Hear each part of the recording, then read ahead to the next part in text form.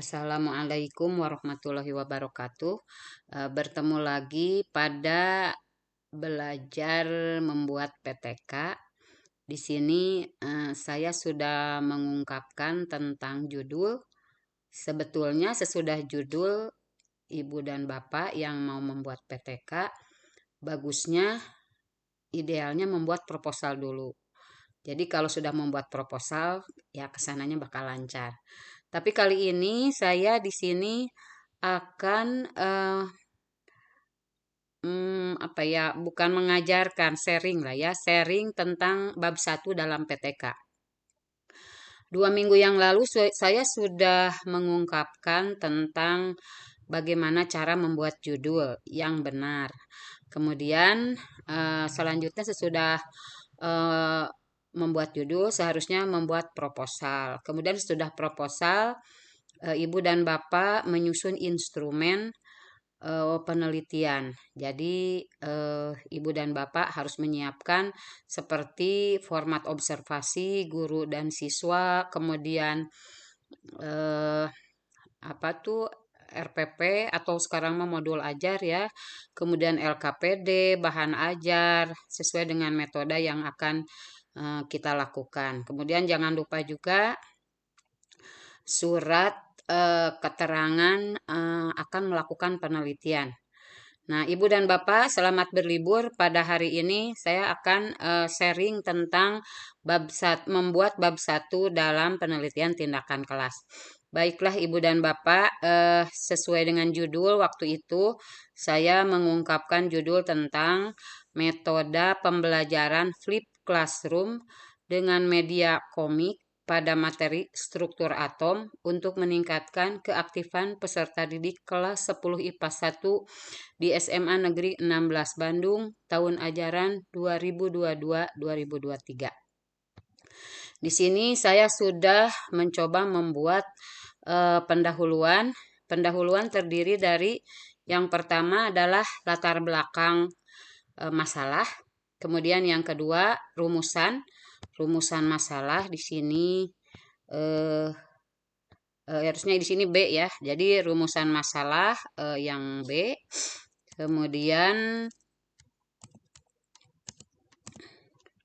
Kemudian sesudah rumusan masalah, tujuan penelitian, kemudian manfaat penelitian.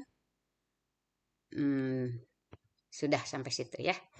Nah, jadi ini bab 1. Awalnya adalah dari latar belakang masalah. Nah, untuk membuat latar belakang masalah, kemukakan Ibu dan Bapak yang melatar belakangi permasalahan yang akan diteliti. Jadi kenapa Ibu dan Bapak misalnya memilih judul ini, metode pembelajaran flip classroom dengan media komik. Nah, kenapa dengan media komik? Kemudian pada materi struktur atom, kenapa pada materi struktur atom? Nah, kemudian untuk meningkatkan keaktifan peserta didik, kenapa kok meningkatkan keaktifan bukan yang lain? Misalnya seperti itu ya. Itu dikemukakan dalam latar belakang masalah. Kemudian yang kedua, pola pemaparan. Kalau pola pemaparan dulu waktu Ibu dan Bapak kuliah mungkin para dosen sudah menjelaskan pada mata kuliah metodologi penelitian bahwa untuk membuat latar belakang masalah ada 2 pola pemaparan, bisa deduktif, bisa induktif. Kalau deduktif dari umum ke khusus, kalau induktif dari khusus ke umum. Boleh terserah Ibu dan Bapak ininya ya, mudahnya yang mana. Nah, saya di sini mulai dari kimia. Jadi saya tidak langsung ke konsep dari struktur atom, tetapi mulai dari kimia. Saya mulai dari kimia maksudnya agar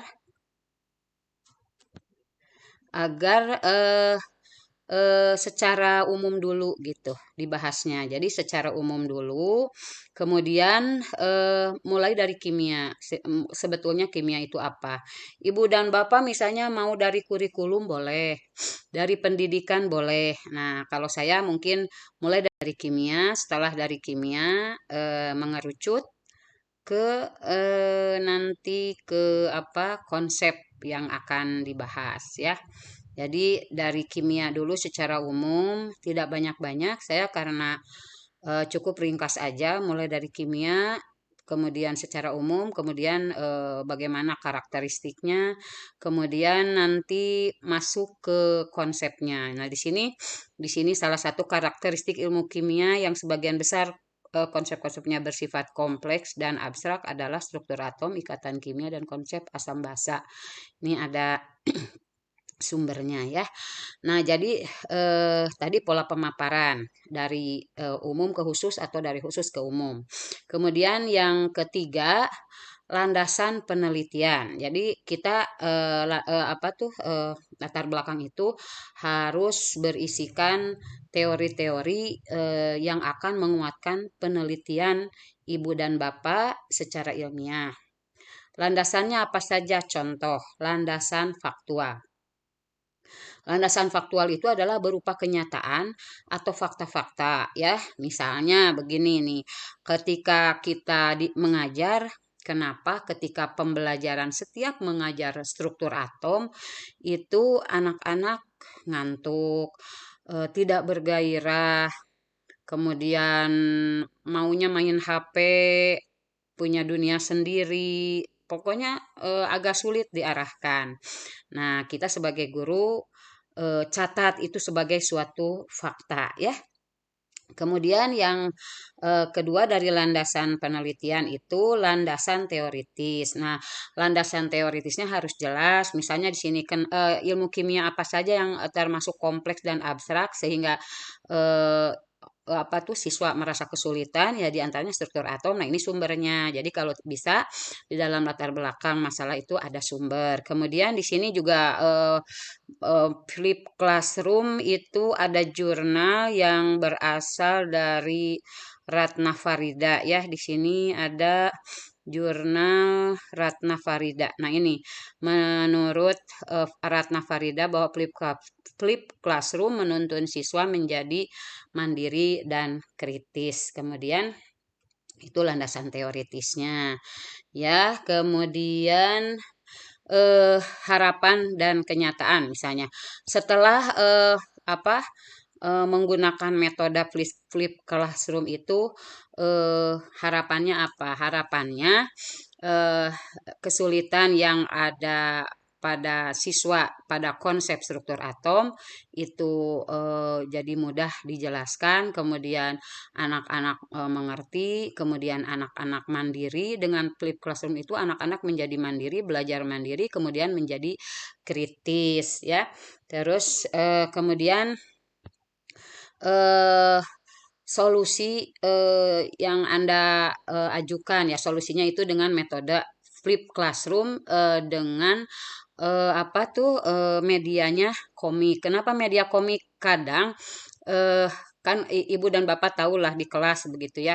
Kalau dikasih suruh baca, anak-anak itu kalau tidak bergambar, tidak berupa cerita, itu kayaknya kesulitan untuk baca.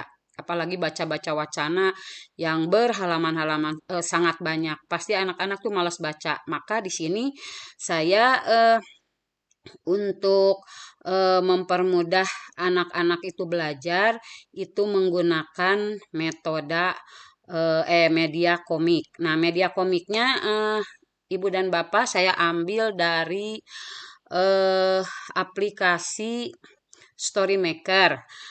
Nanti mungkin di bab 4 atau bab 3 lah ya. Saya kenalkan Storymaker eh, untuk apa tuh downloadnya sangat mudah. Nanti ibu dan bapak juga kalau misalnya ingin menggunakan media komik boleh. Nanti saya kasih linknya.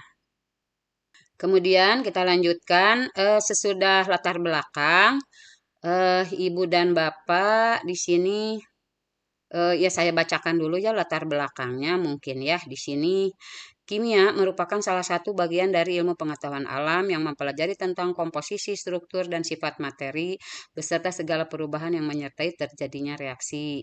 Kajian dalam ilmu kimia itu sendiri meliputi fakta, konsep, hitungan. Kemudian lanjutkan, salah satu karakteristik kimia, ilmu kimia adalah sebagian besar konsep-konsepnya bersifat kompleks abstrak seperti struktur atom, ikatan kimia, konsep asam basa. Ada sumbernya, Ken dan Middlechamp. Ilmu kimia yang abstrak menyebabkan ilmu kimia cenderung menjadi pelajaran yang sulit bagi kebanyakan siswa. Pada umumnya siswa mengalami kesulitan untuk menghubungkan ilmu kimia yang bersifat abstrak dengan keadaan yang dialaminya pada kehidupan sehari-hari. Konsep struktur atom merupakan konsep yang abstrak yang sulit dipahami oleh peserta didik kelas 10 IPA 1 di SMA 16 Bandung. Konsep yang bersifat abstrak merupakan penyebab kesulitan belajar dan pemahaman konsep yang salah pada peserta didik, terutama kesulitan dalam memahami partikel-partikel dalam atom, kemudian partikel maksudnya bukan partikel-partikel dalam atom ya, memahami partikel-partikel, kemudian valensi dan konfigurasi elektron. Proses pembelajaran di kelas kurang aktif, kadang terlihat membosankan dan tidak bergairah serta keaktifan rendah. Hal ini menyebabkan 60% peserta didik mendapatkan hasil belajar di bawah KKM, berarti ketercapaian kompetensinya masih jauh dari harapan ya. Jadi kesulitan ini solusinya adalah metode pembelajaran flip classroom. Eh, di sini mudah-mudahan bisa mengatasi kesulitan peserta didik dan seterusnya di sini sampai terakhir. Nah ini solusinya metode flip classroom. Akhirnya keluarlah judul metode pembelajaran flip classroom dengan media komik pada materi struktur atom untuk meningkatkan keaktifan peserta didik di kelas 10 IPA 1 di SMA Negeri 16 Bandung tahun ajaran 2022-2023. Kemudian rumusan masalahnya sesuai dengan judul bahwa kita mengharapkan keaktifan siswa. Jadi kita ingin tahu bagaimana keaktifan peserta didik ke kelas 10 IPA 1 di SMA Negeri 16 Bandung setelah penerapan metode flip classroom dengan media komik pada materi struktur atom. Jadi di sini aduh maaf ini klik ya. Nah ini ya. Jadi di sini untuk nomor 1 bagaimana keaktifan, nanti ada instrumennya. Instrumen untuk jadi setiap rumusan masalah ada instrumennya. Yang jadi masalahnya di sini keaktifan siswa ya, keaktifan siswa. Kemudian yang kedua, kita ingin lihat juga pemahaman setelah anak aktif pada saat proses belajar mengajar dengan metode flip classroom, bagaimana pemahamannya. Berarti ini dari hasil tes ya, dari hasil tes siswa, dari ulangan siswa ya setelah menerapkan ini nanti di siklus 1 dan siklus 2. Kemudian yang ketiga, bagaimana tanggapan peserta didik setelah penerapan metode flip classroom. Jadi bagaimana anak senang tidak gitu dengan metode ini. Nah, mungkin bisa jadi acuan lah ya untuk menerapkan ke konsep yang lain. Nah, untuk tanggapan di sini angket, boleh menggunakan angket, boleh wawancara ketiga peserta didik. Jadi ke peserta didik boleh 3 orang. Jadi ini boleh dibuat angketnya. Jadi di sini ada 3 instrumen, satu observasi untuk keaktifan bisa lewat format observasi, kemudian pemahaman bisa lewat tes, kemudian tanggapan peserta didik itu bisa lewat angket. Kemudian tujuan penelitiannya sesuaikan saja dengan masalahnya. Ya dari rumusan masalah kan keaktifan peserta didik, berarti di sini tinggal tambah kata mengetahui aja, mengetahui keaktifan peserta didik setelah penerapan. Mudah kan Ibu dan Bapak? Kemudian yang kedua mengetahui pemahaman peserta didik, yang nomor 2 ya.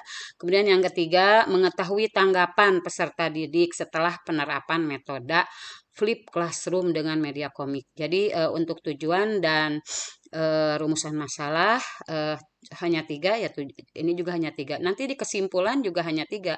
1 keaktifan, 2 pemahaman, ketiga tanggapan. Kemudian D. Manfaat penelitian. Adapun manfaat yang diharapkan dapat didapatkan dari penelitian tindakan kelas di antaranya bagi guru. Penelitian ini diharapkan bisa menjadi salah satu kerangka acuan untuk penerapan metode flip classroom pada berbagai mata pelajaran, terutama jika guru menemukan permasalahan yang serupa dalam proses pembelajaran, yakni bagaimana meningkatkan aktivitas peserta didik. Kemudian penelitian ini juga diharapkan untuk meningkatkan mutu pembelajaran kimia dan memaksimalkan kinerja guru dalam membantu peserta didik untuk mencapai tujuan pembelajaran yang sedang ditetapkan.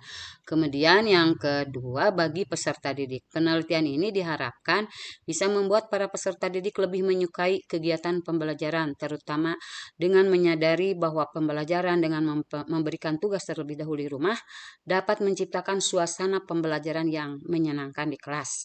Kemudian yang kedua, praktek yang dilakukan dalam penelitian ini diharapkan bisa membuat para peserta didik lebih mampu menguasai hasil belajar dan prestasi tertentu yang diharapkan dari pembelajaran. Kemudian yang ketiga, bagi sekolah, penelitian ini diharapkan bisa menjadi dokumen rujukan bagi pihak sekolah dalam membangun praktik pendidikan yang lebih baik di masa mendatang.